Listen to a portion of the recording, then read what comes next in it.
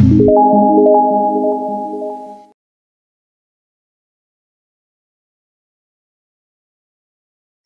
I am doctor Mohini Chikhlande. Welcome to क्रियाशारीर lecture series.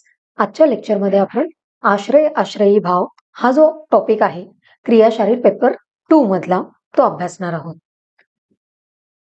आश्रय आश्रयी भाव किंवा आश्रय आश्रयी संबंध हा जो टॉपिक आहे हा युनिव्हर्सिटी एक्झाम मध्ये MCQ आणि SAQ साठी विचारला जाऊ शकतो. या टॉपिकवर LAQ हा विचारला जाणार नाहीये. क्वेश्चन पेपरचा जो काही ब्लूप्रिंट सिलेबस मध्ये दिलेला आहे त्याच्या अकॉर्डिंग किंवा त्या ब्लूप्रिंट नुसार आश्रय आश्रयी भाव हा टॉपिक युनिव्हर्सिटी एक्झाम मध्ये किंवा इंटरनल एक्झाम मध्ये MCQ आणि SAQ साठी विचारला जाऊ शकतो. या टॉपिकवर कोणत्याही प्रकारचा LAQ हा विचारला जाणार नाहीये. पण टॉपिक तेवढाच इम्पॉर्टंट आहे. जेव्हा आपण त्रिदोष बघत होतो म्हणजेच वात, पित्त, कफ दोष याबद्दल आपण अभ्यास करत होतो किंवा सप्तधातू आपण प्रत्येक धातू डिटेलमध्ये अभ्यासला. रस, रक्त, मांस, मेद, अस्थि, मज्जा, शुक्र हे जे 7 धातू आहेत हे जेव्हा आपण यांचा अभ्यास करत होतो त्यावेळी आपण प्रत्येक वेळी एक पॉइंट बघितला होता की कोणताही दोष हा त्या पर्टिक्युलर धातूच्या आश्रय आश्रयी संबंधाने राहतो किंवा धातूंचा अभ्यास करत असताना आपण बघत होतो की पर्टिक्युलर धातू हा कोणत्या तरी दोषाच्या आश्रय आश्रयी संबंधाने राहतो. तर एक्झॅक्टली हा संबंध किंवा हा आश्रय आश्रयी भाव आहे काय तर व्याख्या आधी आपण बघूया. तर दोष धातू आणि मलांमधील पांचभौतिक साधर्म्यामुळे विशिष्ट दोषांचा विशिष्ट धातू व मलांबरोबर असलेल्या संबंधाला आश्रय आश्रयी संबंध किंवा आश्रय आश्रयी भाव असं म्हटलं जातं. म्हणजेच काय तर प्रत्येक दोष, प्रत्येक धातू आणि प्रत्येक मल म्हणजे शरीरातला कोणताही घटक हा कशापासून बनलेला आहे तर पंचमहाभूतांपासून बनलेला आहे. हे आपण बघितलं होतं की शरीरातील प्रत्येक घटक 5ही महाभूतांपासून बनलेला आहे. पण त्यातल्या त्यात त्या 5 महाभूतांपैकी ज्या महाभूताचं आधिक्य असेल म्हणजे जो महाभूत जास्त प्रमाणात त्या पर्टिक्युलर घटकामध्ये उपस्थित असेल, अवेलेबल असेल त्यानुसार त्याचं वर्गीकरण पार्थिव द्रव्य, जलीय द्रव्य याच्यामध्ये केलं जातं. म्हणजेच काय तर प्रत्येक घटक, प्रत्येक दोष, धातू, मल हे पंचमहाभूतांपासून बनलेले आहेत. पण हे बनत असताना त्यात असणाऱ्या कोणत्याही पर्टिक्युलर महाभूताचं आधिक्य काय आहे म्हणजे दोष आणि धातूमध्ये असणारं काहीतरी साधर्म्य म्हणजे सपोज वात दोषामध्ये कोणतं महाभूताचं आधिक्य आहे तर वायू महाभूत. आणि अस्थि धातूमध्ये आपण बघितलं होतं की अस्थि धातूमध्ये पांचभौतिक संघटन काय सांगितलं होतं तर वायू महाभूत. तर हे जे सिमिलॅरिटी आहे, साधर्म्य आहे की दोष आणि धातूंमध्ये असणाऱ्या त्या पंचमहाभूतांच्या साधर्म्यामुळे म्हणजे दोनही मध्ये कोणता तरी एक महाभूत कॉमन असल्यामुळे यांचा एकमेकांसोबत जो काही संबंध आहे, यांचा एकमेकांसोबत जो काही कॉन्टॅक्ट आहे त्याला आपण आश्रय आश्रयी भाव किंवा आश्रय आश्रयी संबंध असं म्हणणार आहोत. ज्याला आपण म्युच्युअल इंटरडिपेंडन्स, कारण त्यांच्यामध्ये काहीतरी कॉमन आहे. कोणत्याही दोन गोष्टींचा जेव्हा आपण आश्रय आश्रयी संबंध बघतो तेव्हा त्या दोन गोष्टींमध्ये कोणत्या तरी पंचमहाभूतांचं साधर्म्य आहे म्हणजे कोणते तरी महाभूत हे सारखे आहेत त्या दोन घटकांमध्ये, म्हणून त्यांचा संबंध हा म्युच्युअली इंटरडिपेंडन्स किंवा आश्रय आश्रयी संबंध असं म्हटलं जातं. तर असे कोणते कोणते संबंध किंवा कोणते कोणते रिलेशन्स आहेत तर अष्टांग हृदय सूत्रस्थान अध्याय 11 मध्ये रेफरन्स आलेला आहे आश्रय आश्रयी संबंधाबद्दल. तत्रास्थनी स्थितो वायुः पित्तम तु स्वेद रक्तयोः श्लेष्मा शेषेषु तेनेषाम आश्रया आश्रयिणाम मिथाः. म्हणजे काय सांगितलेलं आहे तर प्रत्येक दोषांचा कोणत्या कोणत्या धातूंसोबत काय संबंध आहे, धातू किंवा मल यांच्यासोबत काय संबंध आहे. सगळ्यात आधी दिलेला आहे तत्रास्थनी स्थितो वायू. वायू म्हणजे वातदोष. वातदोषाचा संबंध कोणासोबत सांगितलेला आहे तर अस्थि धातू सोबत वातदोषाचा आश्रय आश्रयी संबंध आहे. पुढे कोणता दोष आहे तर पित्तदोष. पित्तदोषाचा संबंध कशासोबत सांगितलेला आहे स्वेद रक्तयोः म्हणजेच स्वेद आणि रक्त. आता तुम्ही म्हणाल की रक्त हा तर धातू आहे पण स्वेद हा मल आहे. तर येस, धातू आणि मलांसोबत जो काही संबंध आहे, कारण आपण सुरुवातीलाच बघितलं की दोष धातू मलांमधील पांचभौतिक साधर्म्यामुळे त्यांच्यामध्ये एक विशिष्ट संबंध तयार होतो त्याला आपण आश्रय आश्रयी संबंध म्हणतो. म्हणजेच काय, तर वातदोषासोबत अस्थिधातू यांचा आश्रय आश्रयी संबंध आहे. पित्त दोषासोबत स्वेदमल आणि रक्तधातू यांचा आश्रय आश्रयी संबंध आहे.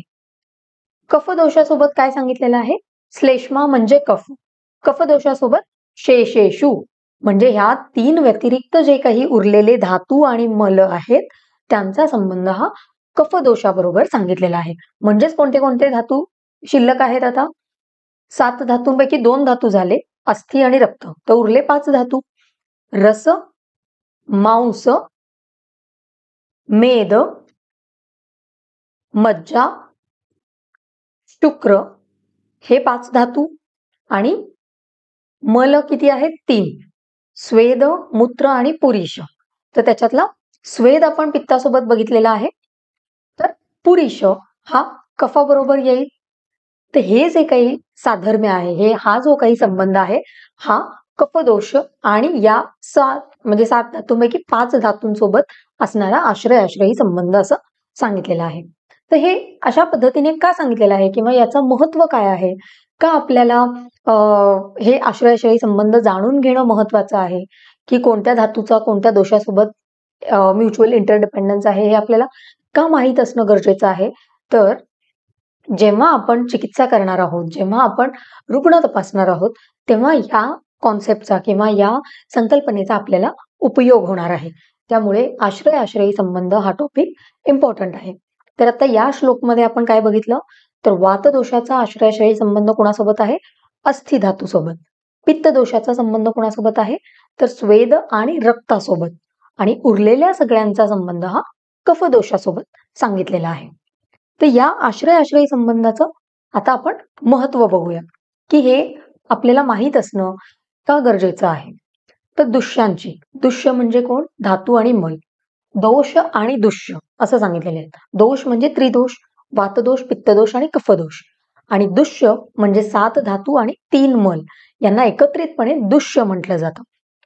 त्यामुळे ह्या जेव्हा दुष्यांची म्हणजे धातूंची आणि मलांची वृद्धी क्षय होते, म्हणजे एकतर हे धातू शरीरामध्ये वाढतात किंवा कमी होतात, तर हे का कमी होतात, का वाढतात, यांची कारणे समजून घेण्यासाठी या कॉन्सेप्टचं, या संकल्पनेचं ज्ञान असणं आपल्याला आवश्यक आहे.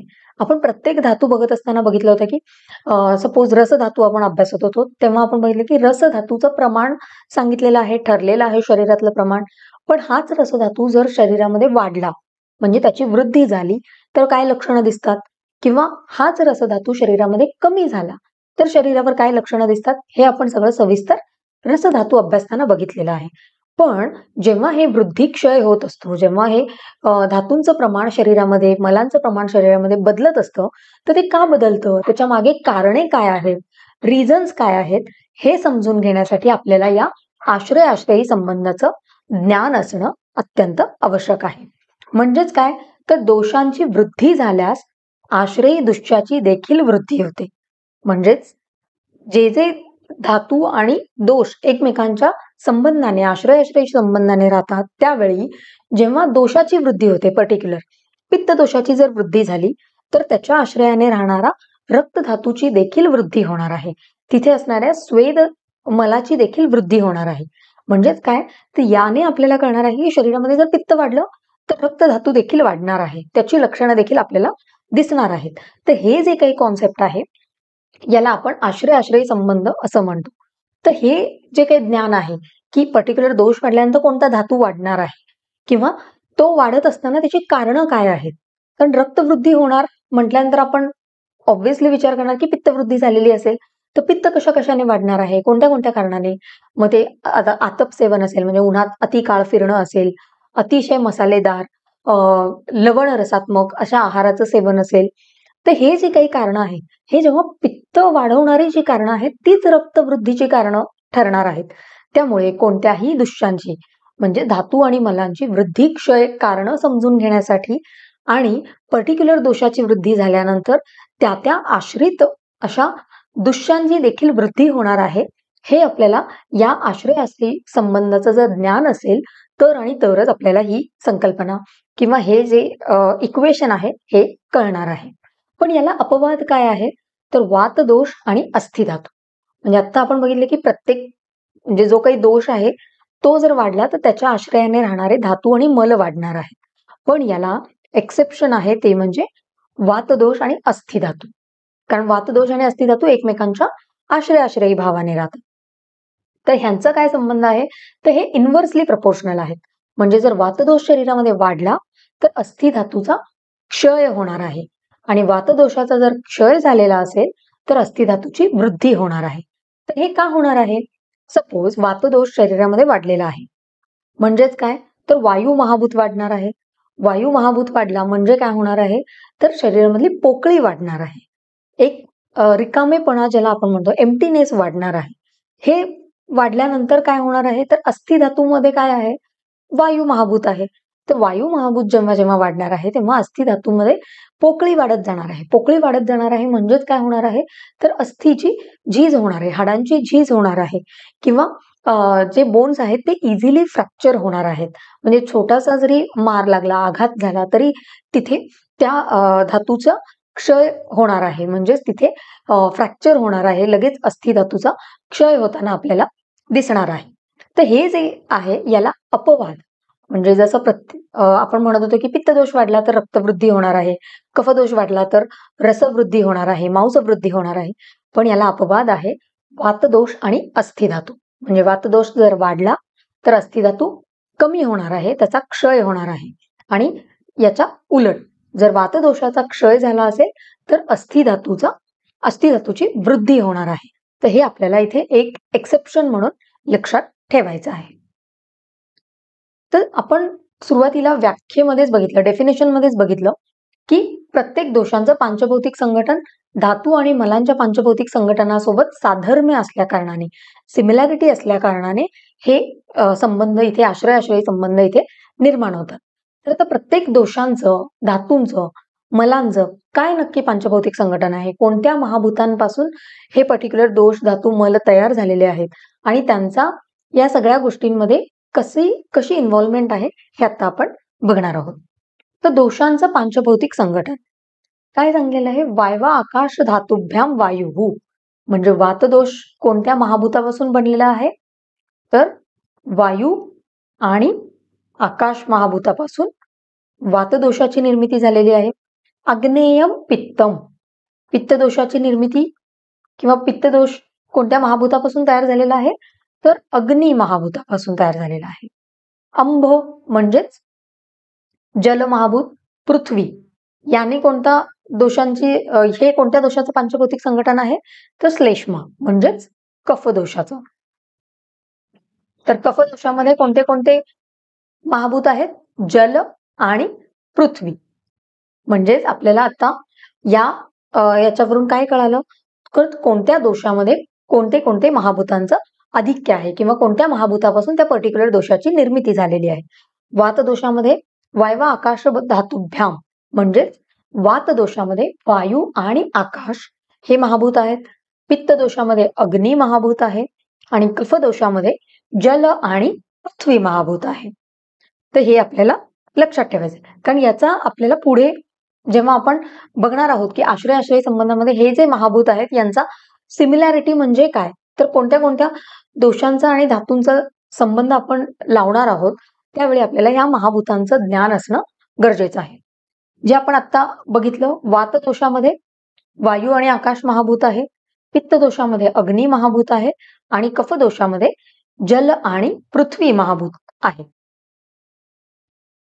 त्याच पद्धतीने धातूंचं देखील पांचभौतिक संघटन सांगितलेलं आहे. म्हणजे पर्टिक्युलर कोणताही धातू हा कोणत्या महाभूतापासून त्याची निर्मिती झालेली आहे तर तत्र पंचभूतात्मकत्वेन रसाहा आप्याहा.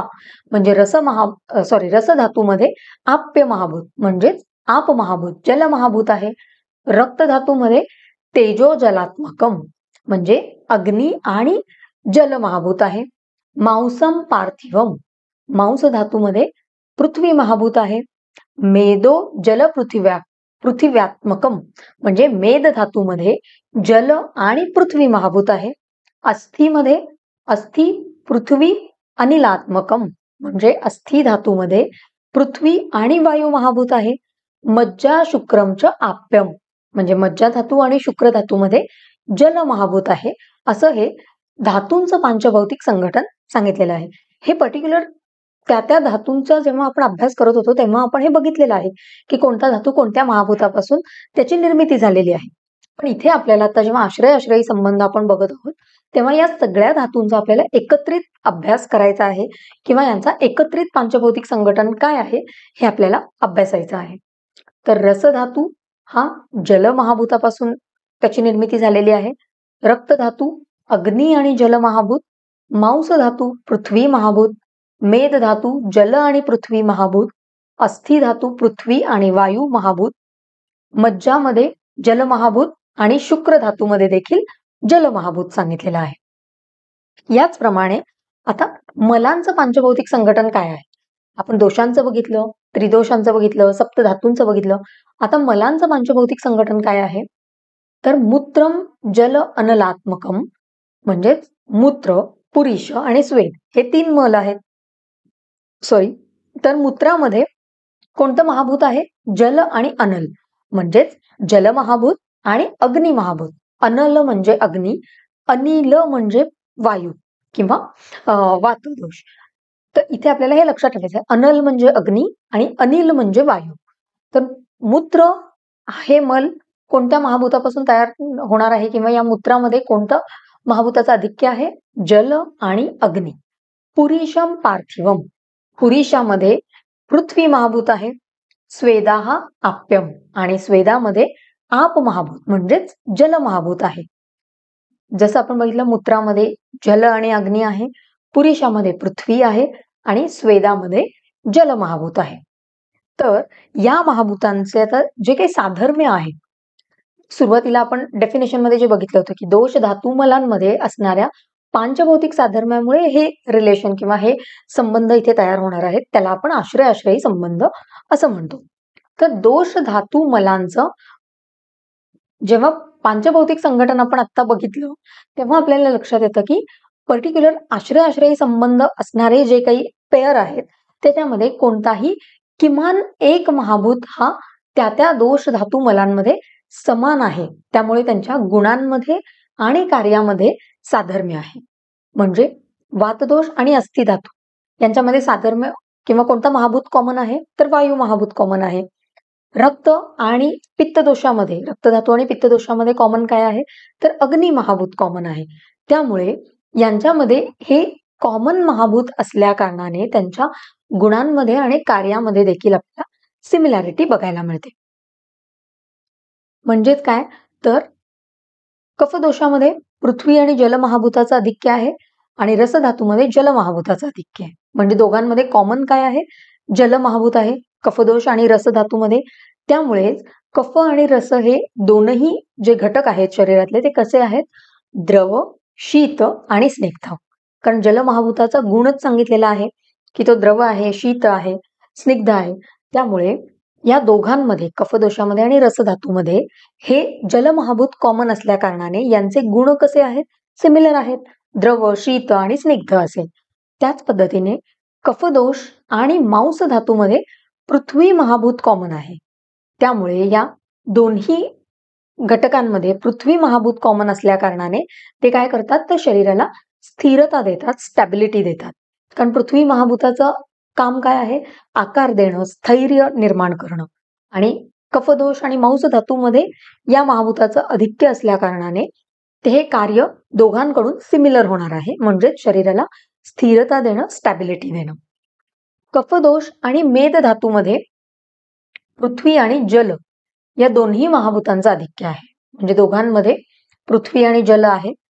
कफदोष मज्जा आणि शुक्रामध्ये जल महाभूत कॉमन आहे. म्हणजे कफदोष, मज्जा धातू आणि शुक्र धातू या तिघांमध्ये कोणता महाभूत कॉमन आहे? तर जल महाभूत. पित्त दोष आणि रक्त धातूमध्ये कोणता महाभूत कॉमन आहे? तर तेज म्हणजेच अग्नी महाभूत हे कॉमन आहे. वातदोष आणि अस्थि धातूमध्ये कोणता महाभूत कॉमन आहे? तर वायू महाभूत. कफ आणि मूत्र यांच्यामध्ये जल महाभूत कॉमन आहे. कफ आणि पुरीशामध्ये पृथ्वी महाभूत कॉमन आहे. त्यामुळे दोनही जेव्हा आपण आश्रय आश्रयी संबंध बघतो तेव्हा त्या दोनही घटकांमध्ये कोणता तरी निदान एक महाभूत कॉमन असल्या कारणाने त्यांच्या गुणांमध्ये आणि कार्यामध्ये आपल्याला साधारण सिमिलॅरिटी लक्षात येते किंवा सिमिलॅरिटी बघायला मिळते. त्यामुळे त्याच एका क्रायटेरियावर की दोघांच्या मध्ये काहीतरी एक महाभूत कॉमन असल्या कारणाने त्यांच्यामध्ये आश्रय आश्रयी संबंध हे तयार होतात. दोष आणि धातूंमधील दोष साधर्म्यामुळे पंचमहाभूतातल्या साधर्म्यामुळे, इथे दोष साधर्म्याचे महाभूताच्या साधर्म्यामुळे, म्हणजे या दोघांमध्ये दोष आणि धातूंमध्ये महाभूत जो काही कॉमन आहे त्यामुळे पर्टिक्युलर जर दोषाची वृद्धी झाली तर त्याच्या आश्रयाने राहणारे जे काही धातू आहेत, मल आहेत, त्यांची देखील वृद्धी इथे होणार आहे. आणि याला एक्सेप्शन काय आहे आपण ऑलरेडी बघितलं होतं. तर एक्सेप्शन आहे वातदोष आणि अस्थि धातू, कारण हे एकमेकांच्या इन्व्हर्सली प्रपोर्शनल आहे. म्हणजे वातदोष वाढला तर अस्थि धातूचा क्षय होणार आहे आणि वातदोषाचा जर क्षय झालेला असेल तर अस्थि धातूची वृद्धी होणार आहे. पण जनरली बाकी पित्तदोष आणि कफदोषाशी संदर्भात जे काही त्या रिलेटेड जे काही आश्रय आश्रयी संबंध आहेत किंवा ते जे घटक आहेत, तर तेव्हा पर्टिक्युलर दोषाची जर वृद्धी झाली तर तिथल्या त्या आश्रयाने राहणाऱ्या दुष्याची म्हणजे धातू आणि मलाची देखील वृद्धी होणार आहे. तर हे डिरेक्टली प्रपोर्शनल आहे. तर अशा पद्धतीने हे वातदोषाचं एक एक्सेप्शन आपल्याला इथे लक्षात ठेवायचं आहे. वातदोषाचा आणि अस्थि धातूशी असलेला आश्रयी संबंध, जे आपण सुरुवातीपासून जो टॉपिक बघत आहोत की सगळ्यात पहिल्यांदा काय होतं, तत्रास्थनी स्थितो वायू, म्हणजे अस्थि आणि वातदोष यांचा आश्रयी संबंध सांगितलेला आहे. तर तो संबंध कशा प्रकारे आहे, अस्थि धातू हे वातदोषाचं प्रमुख स्थान सांगितलेलं आहे. जेव्हा आपण वातदोष अभ्यासत होतो तेव्हा आपण बघितलं होतं की पर्टिक्युलर दोषांची स्थानं जी काही त्यांची लोकेशन्स आहेत ते आपण बघितले होते.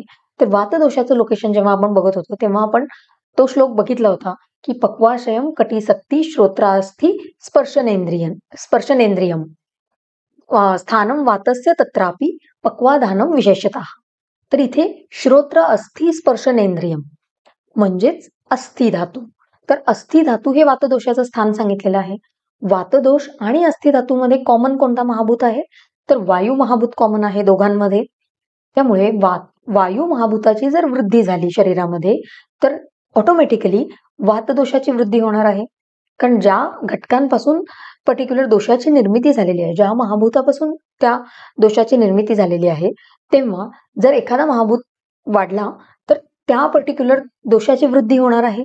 त्या दोषाची वृद्धी जेव्हा होणार आहे तेव्हा ती प्रमाणतः आणि गुणतः होणार आहे. म्हणजे ते प्रमाणाने क्वांटिटी वाईज पण वाढणार आहे आणि क्वालिटी वाईज म्हणजे जे काही वाताचे गुण आहेत, खर, वृक्ष, चल, सूक्ष्म, हे जे काही वाताचे गुण आहेत हे देखील वाढणार आहेत. प्रमाणाने तर वाढणारच आहे, पण गुणांनी देखील हा वातदोष शरीरामध्ये वाढणार आहे. जेव्हा हा वातदोष शरीरामध्ये वाढणार आहे तेव्हा काय होणार आहे ते, तर तो अस्थि धातूंच्या वातदोष आणि अस्थि धातू आश्रयी संबंधाने असल्यामुळे शरीरामध्ये वाढलेला वातदोष कुठे जाणार आहे, तर अस्थींच्या ठिकाणी जाणार आहे. आणि अस्थि धातूमध्ये वातदोष आल्यामुळे तिथे काय होणार आहे, तर तिथे हाडांची झीज होणार आहे. तिथे हाडांमध्ये पोकळी निर्माण होणार आहे, कॅव्हिटी निर्माण होणार आहे आणि त्यामुळे तिथे जे काही बोन्स आहे, जे काही अस्थि धातू आहे तो गुणांनी लघु होणार आहे आणि त्यामुळे ते इझिली फ्रॅक्चर होणार आहे. कारण जर शरीरामध्ये वायू महाभूताची वृद्धी झाली म्हणजेच वातदोष वाढणार आहे. वातदोषाचं स्थान काय सांगितलंय, अस्थि धातू सांगितलंय. त्यामुळे जर शरीरामध्ये वातदोष वाढला तर अस्थींच्या ठिकाणी असणारा वात देखील वाढणार आहे, वायू महाभूत वाढणार आहे आणि त्यामुळे तिथे पोकळी निर्माण होणार आहे, कॅव्हिटी निर्माण होणार आहे. म्हणजेच काय होणार आहे, तर तिथल्या हाडांची झीज होणार आहे. ती हाडं अगदी ठिसूळ बनणार आहे. थोडासा आघात झाला, थोडासा मार लागला तरी लगेच तिथे त्या बोन्सचं फ्रॅक्चर होणार आहे. त्यामुळे विशेष करून वार्धक्यामध्ये जेव्हा वातदोष वाढतो तेव्हा त्याचा परिणाम म्हणून अस्थिक्षय आपल्याला बघायला मिळतो. हे आपल्याला माहिती आहे की बाल्यावस्थेमध्ये कफदोषाचं आधिक्य आहे, तरुण अवस्थेमध्ये पित्तदोषाचं आधिक्य आहे आणि वार्धक्य अवस्थेमध्ये वृद्धावस्थेमध्ये वातदोषाचं आधिक्य सांगितलेलं आहे.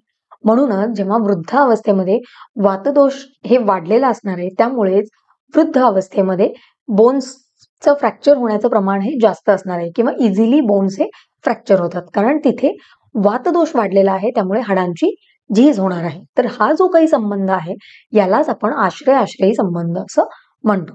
त्यामुळे वातक्षयामुळे अस्थिवृद्धी होऊन शरीर घटकांमध्ये टणकपणा, घट्टपणा येऊन कॅल्सिफिकेशनची प्रवृत्ती वाढते. म्हणजे जसं आपण बघितलं की वात दोष वाढला तर अस्थिचा क्षय होणार आहे, बोन्स इझिली फ्रॅक्चर होणार आहेत. पण जर शरीरामध्ये वातदोषाचा क्षय झाला, त्याचं प्रमाण कमी झालं, तर काय होणार आहे, अस्थिधातूची वृद्धी होणार आहे. म्हणजेच काय होणार आहे, तर अस्थिच्या ठिकाणी एक घट्टपणा येणार आहे, एक तिथे कॅल्सिफिकेशन होणार आहे आणि शरीरामधल्या बोन्सची वृद्धी होणार आहे. म्हणजेच काय, जर आपण बघितलं कॅल्कॅनियल स्पर आहे, बोनी स्पर आहे, म्हणजे जे टाचेच्या ठिकाणी बऱ्याचदा रुग्ण सांगत येतात की कंटिन्यू माझी टाच दुखत आहे, हील पेन आहे.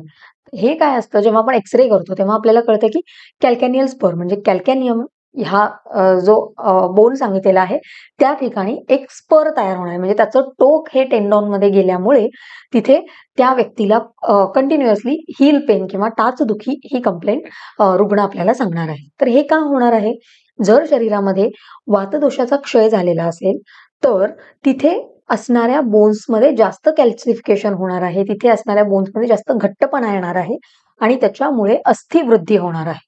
म्हणजेच कॅल्कॅनियल स्पर किंवा कोणताही बोनी स्पर हे जे काही लक्षण आहे हे अस्थिवृद्धीचं लक्षण इथे सांगितलेलं आहे. तर अशा पद्धतीने वातदोष आणि अस्थिधातू यांचा आश्रय-आश्रयी संबंध आहे. म्हणजे जर वातदोष वाढला तर अस्थिधातूचा क्षय होणार आहे, वातदोषाचा क्षय झाला तर अस्थिधातूची वृद्धी होणार आहे. हे इन्व्हर्सली प्रपोर्शनल असं आहे. पुढे आहे पित्तदोष. पित्तदोषाचा संबंध कोणासोबत सांगितलेला आहे, स्वेद आणि रक्तधातू, म्हणजे स्वेदमल आणि रक्तधातू यांच्यासोबत आश्रय-आश्रयी संबंध. पित्तम तू स्वेद रक्तयोः असा श्लोकमध्ये शब्द आलेला आहे. म्हणजेच काय, पित्तदोषाचा आणि रक्तधातू स्वेद मल यांच्याशी आश्रय-आश्रयी संबंध आहे. तर काय होणार आहे इथे, पित्त आणि रक्तधातूमध्ये तेज महाभूत म्हणजेच अग्नी महाभूत जो आहे तो कॉमन आहे. त्यामुळे पित्तवृद्धी जर झाली तर ऑब्व्हियसली तिथे रक्तवृद्धी होणार आहे, कारण दोष वाढला तर त्याच्या आश्रयाने राहणारे दुष्य देखील वाढणार आहे. आणि यांच्यामध्ये कॉमन काय आहे, पित्तदोष आणि रक्तधातूमध्ये तर अग्नी महाभूत कॉमन आहे. त्यामुळे जर शरीरामध्ये पित्ताचं प्रमाण वाढलं तर ऑटोमॅटिकली तिथे रक्तवृद्धी होणार आहे आणि त्याच्यामुळे शरीरावर पुरळ येणे म्हणजे रॅश येणे, डोळे लाल होऊन डोळ्यांची आग होणे म्हणजे एक बर्निंग सेन्सेशन, कारण अग्नी महाभूत आहे ऑब्व्हियस, ते वाढल्यानंतर शरीरामध्ये एक बर्निंग सेन्सेशन किंवा उष्णता शरीरामध्ये वाढणार आहे.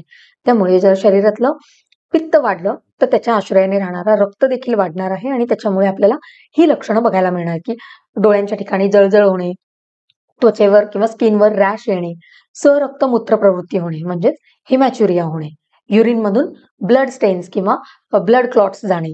तर हे जे काही आहे हे रक्तवृद्धीची लक्षणं आपल्याला बघायला मिळतात. आणि याच्यावरती चिकित्सा काय आहे, पित्तवृद्धी आणि रक्तवृद्धीची चिकित्सा देखील एकाच स्वरूपाची आहे. म्हणजेच काय, तर पित्त आणि रक्तवृद्धी दोघांमध्ये तिक्त रसात्मक अशी औषधं, शीत गुणात्मक अशी औषधं वापरणं योग्य ठरतं. त्यामुळे तिक्त रसात्मक आणि शीत गुणांमुळे पित्तदोष आणि रक्तधातू या दोघांचंही शमन होणार आहे. म्हणून यांचा जो संबंध सांगितलेला आहे आश्रय-आश्रयी संबंध, तो का सांगितलेला आहे, यांच्यामध्ये असणाऱ्या कॉमन अग्नी महाभूतामुळे. कारण तिथे अग्नी महाभूत कसा आहे, उष्ण गुणाचा आहे. त्यामुळे तिथे चिकित्सा करत असताना आपल्याला शीत गुणात्मक द्रव्य वापरणं गरजेचं आहे. त्यामुळे जर शरीरामध्ये पित्त वाढलं तर तिथे रक्तवृद्धी होणार आहे आणि तशी लक्षणं शरीरावरती आपल्याला बघायला मिळणार आहे. हे झालं पित्त आणि रक्ताचा संबंध. पित्त आणि स्वेदाचा संबंध काय आहे, तर जेव्हा शरीरामध्ये पित्तवृद्धी होणार आहे म्हणजे पित्त वाढलं म्हणजे काय, शरीरातला उष्ण गुण वाढणार आहे. उष्ण गुण वाढला की काय होणार आहे, स्वेद प्रवृत्ती होणार आहे म्हणजे स्वेटिंग जास्त होणार आहे. आता आपल्याला माहिती आहे, जर आपण उन्हाळ्यात जर उन्हात आपण फिरत असू तर तिथे काय होणार आहे, कंटिन्यू आतप सेवन, ऊन लागल्यामुळे शरीरामधलं जे काही उष्ण गुण आहे तो वाढणार आहे, पित्ताची वृद्धी होणार आहे आणि त्याच्यामुळे उष्ण गुण वाढल्यामुळे आपल्याला स्वेटिंग होणार आहे, जास्त घाम यायला सुरुवात होणार आहे. तर हे जे काही 1 to 1 इक्वेशन आहे की शरीरामधला पित्तदोषाचा पित्तवृद्धी झाली, पित्तदोष वाढला म्हणजेच उष्ण गुण जर वाढला तर तिथे स्वेद प्रवृत्ती होणार आहे, स्वेद प्रवृत्ती वाढणार आहे, स्वेटिंगचं प्रमाण वाढणार आहे. का वाढणार आहे? तर शरीरामध्ये जी काही वाढलेली उष्णता आहे ती कमी करता यावी म्हणून हे जे थर्मोरेग्युलेशन आहे, बॉडी टेम्परेचर मेंटेन करून ठेवण्यासाठी. कारण आपल्या बॉडीचं टेम्परेचर नॉर्मली 37 डिग्री सेल्सिअस किंवा 98 डिग्री फॅरेनहाइट सांगितलेलं आहे. हे मेंटेन करून ठेवण्यासाठी बॉडीची नॅचरल टेंडन्सी आहे. जर शरीरामध्ये उष्णता वाढली तर स्वेटिंगने ते बाहेर जाणार आहे, म्हणजेच अति स्वेद प्रवृत्ती होणार आहे, घाम येणार आहे आणि त्याच्यातून शरीरातली उष्णता बाहेर जाणार आहे आणि शरीराचं टेम्परेचर मेंटेन केलं जाणार आहे. याच्या उलट जर अति जास्त प्रमाणात थंड प्रदेशाच्या ठिकाणी आपण गेलो असू, अति थंडी असेल, तर अशा वेळेला शरीरातली उष्णता ही साठवून ठेवली जाते, प्रोटेक्ट करून ठेवली जाते, जेणेकरून शरीराचं टेम्परेचर हे खूप लो न होता आहे ते टेम्परेचर मेंटेन करून ठेवण्यासाठी, थर्मोरेग्युलेशनसाठी हे कार्य अतिशय महत्वाचं आहे. त्यामुळे पित्त आणि स्वेदाचा संबंध काय आहे? तर ऑब्व्हियसली पित्त वाढला शरीरातलं म्हणजेच उष्णगुण वाढणार आहे आणि त्याच्यामुळे स्वेद प्रवृत्ती वाढणार आहे, म्हणजे स्वेटिंगचं प्रमाण हे वाढणार आहे. तर असं 1 to 1 इक्वेशन आपल्याला पित्तदोष आणि रक्तधातू स्वेद मलासोबत हा आश्रय संबंध बघायला मिळतो. पुढे काय आहे तर कफदोष. कफदोषासोबत रसधातूचा काय संबंध आहे? कारण आपण बघितलं होतं की तत्रास्थनी स्थितो वायू म्हणजे वातदोष आणि अस्थिधातूचा संबंध आहे. पित्तम तू स्वेद रक्तयोग, पित्तदोष आणि स्वेद आणि रक्ताचा संबंध आहे. श्लेष्मा शेषेषु म्हटलेला आहे, म्हणजे उरलेले जे काही धातू मल आहेत त्यांचा आश्रय संबंध हा कफदोषासोबत सांगितलेला आहे. तर काय आहे उरलेल्या धातूंबद्दल आता आपण जेव्हा डिस्कस करत आहोत तेव्हा पहिला धातू कोणता आहे तो रसधातू. तर रसधातू आणि कफदोषाचा काय संबंध आहे? कफदोष आणि रसधातूमध्ये कोणतं महाभूत कॉमन आहे तर जलमहाभूत. हे या दोघांमध्ये कॉमन असल्या कारणाने जेव्हा जलवृद्धी होणार आहे किंवा कफवृद्धी होणार आहे, जर या महाभूताचं अधिक्य झालं, याचं प्रमाण वाढलं तर ऑटोमॅटिकली कफदोष आणि रसधातू हे एकमेकांच्या समान असल्या कारणाने तिथे रसवृद्धी होणार आहे आणि त्यामुळे रुल्लास, शोथ म्हणजे नॉशिया, कारण शरीरातलं जल महाभूताचं प्रमाण वाढणार आहे त्यामुळे नॉशिया होणार आहे. शोथ म्हणजे शरीरावरती स्वेलिंग येणार आहे. तर ही जी लक्षणं आहेत ही रसवृद्धीमध्ये आपल्याला बघायला मिळतात. तर का असं बघायला मिळणार आहे? कारण कफदोष वाढलेला असणार आहे आणि या दोघांमध्ये कॉमन असणारा जलमहाभूत, म्हणजेच कफदोष वाढला म्हणजे जलमहाभूत वाढणार आहे, म्हणजेच त्याचा परिणाम हा रसधातूवर होणार आहे आणि रुल्लास, शोथ सारखी आपल्याला रसवृद्धीची जी लक्षणं आहेत ती बघायला मिळणार आहे. आणि या दोघांची चिकित्सा काय आहे? जर कफवृद्धी झाली तर ऑब्व्हियसली रसवृद्धी होणार आहे कारण आश्रय संबंध आहे. जर हे असं आपल्याला बघायला मिळालं तर यांची दोघांची चिकित्सा देखील लंघन सांगितलेली आहे. ही प्रायमरी लाईन ऑफ ट्रीटमेंट आहे की कफवृद्धी किंवा रसवृद्धी असेल तर लंघन. मग ते लंघन कसं असेल? लघु अशनरूपी लंघन असेल किंवा अनशनरूपी लंघन असेल. लघु अशन म्हणजे हलका आहार घेऊन, हलका पचायला सोपा असेल असा आहार देऊन लंघन करायचे, किंवा अनशनरूपी लंघन म्हणजे काहीही न खाता पूर्णपणे लंघन करायला सांगितलेलं आहे. त्यामुळे जर कफवृद्धी आणि रसवृद्धी असेल तर या दोघांची चिकित्सा देखील कॉमन सांगितलेली आहे. का असं सांगितलेलं आहे? तर हे आश्रयी संबंधाने राहतात, कारण कफाचा आणि रसधातूचा एकमेकांशी संबंध आहे. जर कफदोष वाढला तर शरीरातला रसधातू देखील वाढणार आहे. त्यामुळे यांच्यामध्ये जी चिकित्सा आहे ती देखील कॉमन आहे, लंघन चिकित्सा. पुढे कफदोष आणि मांस मेदधातू यांचा काय संबंध आहे? तर कफदोष आणि मांसधातू यांच्यामध्ये कोणता महाभूत कॉमन आहे? पृथ्वी. त्यामुळे पृथ्वी महाभूताचं कॉमन असल्या कारणाने जेव्हा कफवृद्धी होणार आहे तेव्हा मांसवृद्धी होणार आहे, म्हणून शरीरामध्ये गौरव, स्तंभ ही लक्षणं दिसणार आहे. म्हणजे शरीरामध्ये एक हेवीनेस. पृथ्वी महाभूत काय करणार आहे? पृथ्वी महाभूताचा गुण काय आहे? गुरुता म्हणजे हेवीनेस. जेव्हा हाच गुण शरीरामध्ये वाढणार आहे तेव्हा ऑब्व्हियसली आपल्याला रुग्ण कंप्लेंट सांगणार आहे की मला शरीरामध्ये खूप गुरुता वाटत आहे. म्हणजे तो या शब्दात कदाचित बोलणार नाही, पण तो सांगेल की मला काही करण्याची इच्छा नाहीये, दिवसभर झोपून राहावंसं वाटतं, आळस खूप आहे, शरीर जड पडल्यासारखं वाटतं. तर हे काय आहे? तर शरीर गौरव येणार आहे. स्तंभ म्हणजे एक स्टिफनेस शरीराला असेल किंवा एखाद्या अवयवाला आलेला तो स्टिफनेस असेल. तर हे कशामुळे आहे? तर कफदोष आणि मांसधातूमध्ये असणाऱ्या पृथ्वी महाभूत या कॉमन गुणामुळे आपल्याला हे लक्षण बघायला मिळतात. जेव्हा आपण धातू प्रदोषज विकार म्हणजे त्या धातूंचे जे काही विकार आहेत हे बघणार आहोत, तेव्हा देखील आपल्याला हा संबंध महत्वाचा असतो. कारण कोणत्या धातूच्या वृद्धीमध्ये किंवा त्या धातूच्या प्रदोषज विकारामध्ये का ते पर्टिक्युलर लक्षण सांगितलेले आहे, ते पर्टिक्युलर व्याधी का सांगितलेले आहेत, ह्याचा आपण जेव्हा अभ्यास करतो तेव्हा आपल्याला लक्षात येतं की ते धातू आणि दोष यांचा आश्रय संबंध आहे. म्हणून आपल्याला ही लक्षणं बघायला मिळतात. जसं गौरव आणि स्तंभ म्हणजे शरीरामध्ये गुरुता येणे, म्हणजेच हेवीनेस इन बॉडी किंवा पूर्ण शरीर जड पडणे किंवा एखाद्या अवयवाला स्टिफनेस येणं, हे काय आहे तर पृथ्वी महाभूत हे कॉमन असल्या कारणाने, मांस धातू आणि कफ दोषामध्ये कॉमन असल्या कारणाने आपल्याला ही लक्षणं बघायला मिळतात. कारण पृथ्वीचा गुणच सांगितलेला आहे पृथ्वी महाभूताचा. पदार्थ विज्ञानामध्ये जेव्हा तुम्ही पंचमहाभूत अभ्यासले असताल तर तिथे प्रत्येक महाभूताचे गुण सांगितलेले आहेत. तर पृथ्वी महाभूताचा गुण काय आहे तर गुरुता, गुरु हे गुण सांगितले आहे. जर हाच गुण शरीरामध्ये वाढला तर ऑब्व्हियसली शरीरामध्ये गुरुता येणार आहे, गौरवता येणार आहे, शरीर जड पडल्यासारखं आपल्याला वाटणार आहे. त्याच्यानंतर मेद धातूसोबत काय संबंध आहे कफदोषाचा? कफ आणि मेद धातूमध्ये कॉमन काय आहे? जल आणि पृथ्वी हे दोनही महाभूत या दोन घटकांमध्ये कॉमन आहेत. त्यामुळे जेव्हा कफवृद्धी होणार आहे तेव्हा ऑटोमॅटिकली मेदवृद्धी होणार आहे. कारण हे दोघे आश्रय संबंधाने राहतात. त्यामुळे मेद धातूचं प्रमाण वाढलं की शरीरामध्ये स्थौल्य म्हणजे ओबेसिटी होणार आहे, प्रमेह, डायबिटीज, ही सगळी जी काही मेदोवृद्धीची लक्षणं सांगितलेली आहेत ही या पृथ्वी आणि जलवृद्धीमुळे, कारण ह्यांचं कॉमन कंपोजिशन काय आहे पृथ्वी आणि जल. त्यामुळे जर शरीरामध्ये कफदोष वाढला तर ऑटोमॅटिकली त्याच्या आश्रयाने राहणारा मेद धातूची वृद्धी होणार आहे. मेद धातूची वृद्धी झाली म्हणजेच काय काय होणार आहे तर शरीरामधलं चरबीचं प्रमाण वाढणार आहे, म्हणजेच ओबेसिटी असणार आहे.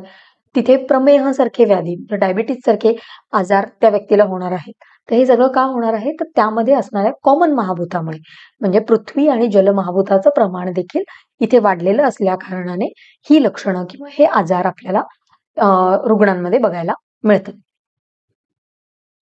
पुढे पृथ्वी महाभूत हे जे काही पृथ्वी महाभूताच्या वृद्धीमुळे स्थौल्य आणि जल महाभूताच्या वृद्धीमुळे प्रमेह हे मेदोविकार, म्हणजेच मेदवृद्धी झाल्यानंतर शरीरामध्ये जे काही लक्षणं, जेव्हा आपण मेदोप्रदोषज विकार हा टॉपिक बघणार आहोत किंवा तुम्ही जेव्हा अभ्यासाल हा टॉपिक, प्रत्येक धातूंचे प्रदोषज विकार सांगितलेले आहेत, कोणत्या कोणत्या धातूंमुळे कोणते कोणते आजार होतात.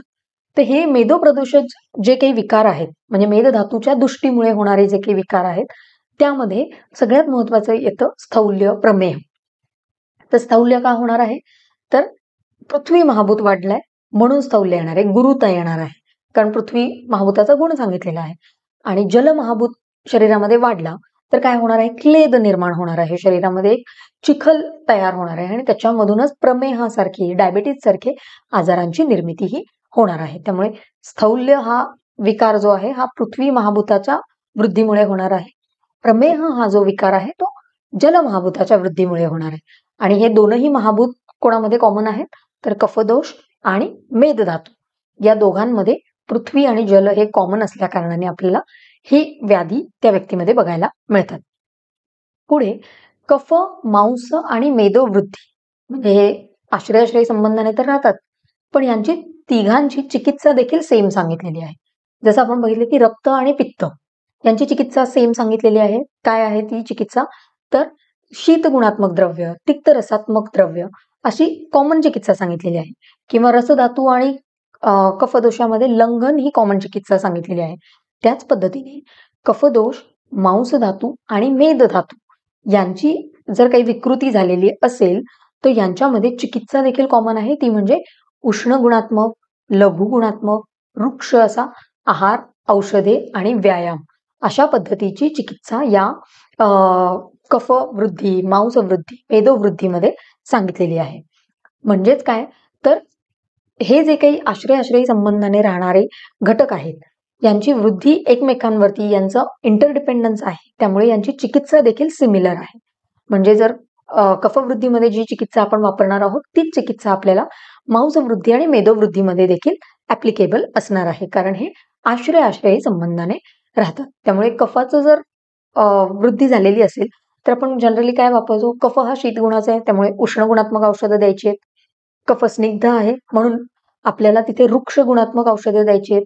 कफ दोष हा गुरुगुणात्मक आहे, म्हणून तिथे आपल्याला लघुगुणाची औषधं द्यायची आहेत, व्यायाम करायला सांगायचा आहे, जेणेकरून शरीराची हालचाल होईल आणि जे काही शरीरात साचलेला कफ आहे किंवा जो काही वाढलेला कफ आहे तो कमी होईल. त्यामुळे हीच सेम चिकित्सा आपल्याला त्यांच्या आश्रयाने राहणारे मांसवृद्धी आणि मेदवृद्धी या दोनही धातूंच्या वृद्धीमध्ये देखील आपल्याला सेम चिकित्सा करायला सांगितलेली आहे.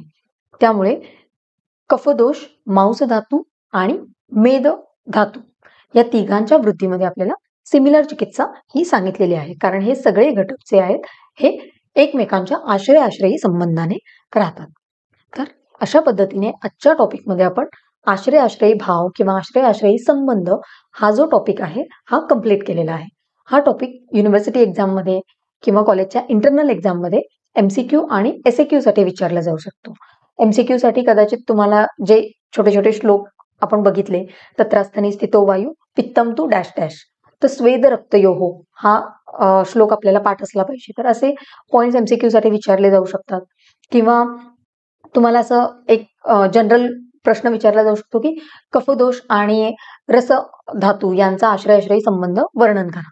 तर आपल्याला ते माहिती असलं पाहिजे की नक्की आपल्याला कफदोष आणि रस धातू यांच्यामध्ये काय लिहिणं अपेक्षित आहे, दोघांमध्ये कोणता महाभूत कॉमन आहे, दोघांची चिकित्सा कशा पद्धतीने सारखी आहे, एक दोष वाढला तर त्या पर्टिक्युलर म्हणजे कफदोष वाढला तर रसवृद्धी होणार आहे, मग त्यामध्ये काय लक्षणं दिसणार आहेत, हे सगळं आपल्याला लिहिणं अपेक्षित आहे. तर अशा पद्धतीने SAQ देखील या टॉपिकवर विचारला जाऊ शकतो. जे छोटे छोटे श्लोक आहेत किंवा जो पांचभौतिक संघटनाचे श्लोक आहेत, मग दोषांचं पांचभौतिक संघटन असेल, धातूंचं असेल, मलांचं असेल, तर हे आपल्याला पाठ असणं अपेक्षित आहे, जेणेकरून एक्झाममध्ये जर काही प्रश्न विचारला गेला तर श्लोक लिहून जर आपण खाली एक्सप्लेन केलं तर ते जास्त इफेक्टिव्ह असतं आणि त्यातून आपल्याला जास्तीत जास्त मार्क्स मिळण्याची शक्यता असते. त्यामुळे छोटा टॉपिक आहे पण अत्यंत महत्वाचा असा हा टॉपिक आहे.